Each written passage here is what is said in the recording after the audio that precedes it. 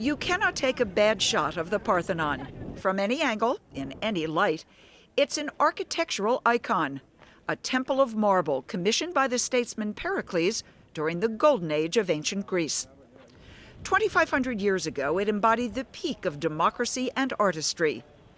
Today, it remains a symbol of modern Greece, still reigning over Athens from the Acropolis. But centuries of wars and neglect have left their mark.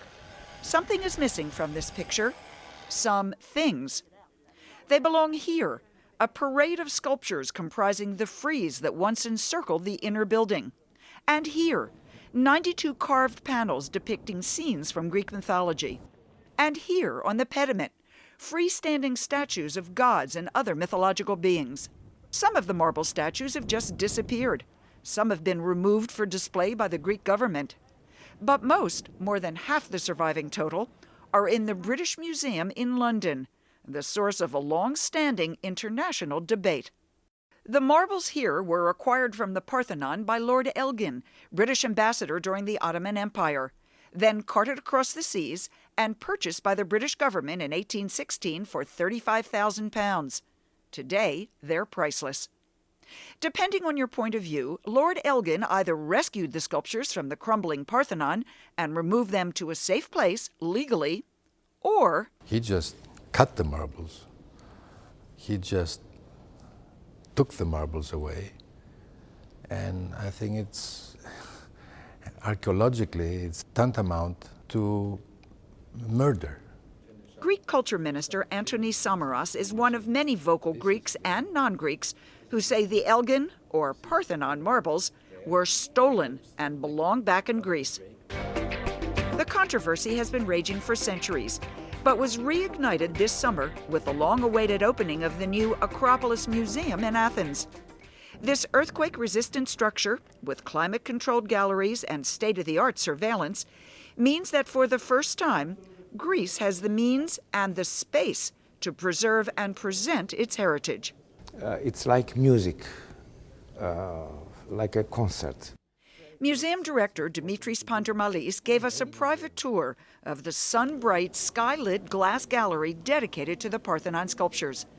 You can look up at the actual building and then walk around the carvings that once adorned it, in a space that echoes the original dimensions. For the first time in modern history, the Parthenon frieze, along with other works, has been reassembled, pieced together with both originals and reproductions of those lost or in other museums. The originals glow with a honeyed patina of real Greek marble. The missing pieces are cast in flat white plaster. The stark contrast has been deliberately played up. Look at this, half and half. Yes. That's a perfect example. Yes, yes. The head of the horse in Athens, the body in London, the tails of the same horses in Athens. Look at this here. The word they use here is reunification, not return, because they believe the pieces belong together like a family, that the fragments need to be seen as a whole, in context. And at a time when questionably acquired artifacts are being repatriated by museums around the world, Greece says it's not about getting every Greek sculpture in the world back. These are special.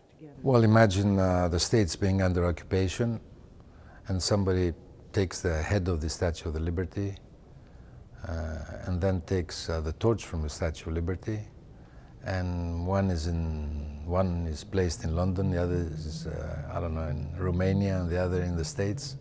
Wouldn't the Americans feel offended? The opposing argument goes like this. The Parthenon isn't just about 5th century BC Athens, and it's not just for the heirs of Pericles. It belongs to the world. It has global significance, and keeping its treasures spread out guarantees an even grander audience for these very special works of antiquity. Millions of people view them in London each year, says the British Museum, insisting their acquisition was entirely legal. The museum also points out that 6 other museums possess some of the works too, and in an email message to Worldfocus they noted, there are no plans to return the sculptures. But that hasn't stopped a steady stream of protests from marble reuniters across Europe. Their Facebook pages boast more than 150,000 supporters.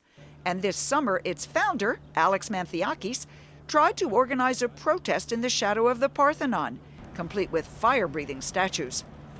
Last spring, he smuggled a video camera into the marbles gallery at the British Museum to make his case. This is a shameful affair. We're fighting to get marbles back to Greece.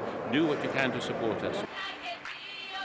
The museum has also been the site of a sing-in by Greek students and an influx of flyers championing their cause, this led by a Greek living in London, Lazaros Philippidis. He also started a website to liberate the artwork, Marbles with an Attitude. Don't worry, you'll get used to the weather.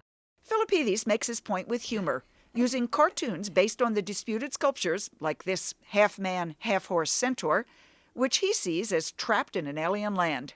And this is a comment on? This is a comment on the legendary British weather, which is very grey and sometimes rainy. Okay, so this is the charioteer.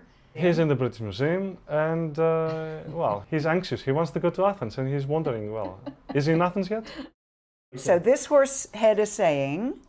A head-to-body distance, 1,500 miles. And that's the distance from? That's the distance from the British Museum to Athens. And that's too far for those who believe they belong with the Parthenon. Throughout the millennia, it served as a temple, a treasury, a fortress, a Christian church, a mosque, and a munitions dump. Today it is still a battleground, as the struggle over its sculptures shows no signs of fading away.